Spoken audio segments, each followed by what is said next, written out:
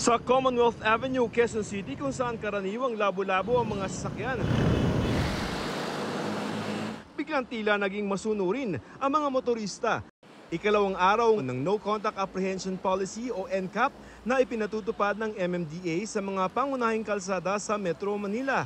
Sa ilalim ng NCAP, CCTV camera ang panghuli tulad ng camera na ito na naka-install sa Commonwealth. Sa talas nito, walang lusot ang mga pasaway.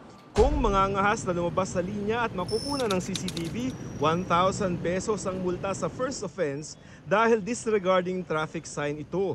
Dagdag 100 piso kung nakatsinelas at 1,500 pesos kung walang helmet. Kaya palang sumunod ng ating mga kababayan ng motorista pag meron pong nakatingin na hindi po namin kaya mano-manong gawin. Kung sisilong sa mga underpass, obstruction itong maituturing na may multang 1,000 piso rin.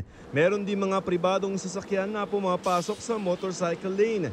Sabi ni MMDA Chairman Romando Artes, okay lamang tumapak ng bahagya kung halimbawa ay tatawid sa U-turn pero bawal na magbabad. 1,000 piso rin ang multa para rito. Umaasa ang MMDA na makatutulong sa pagbawas ng trapiko ang NCAP lalo pa na sumusunod na sa kanilang lane ang mga motorista.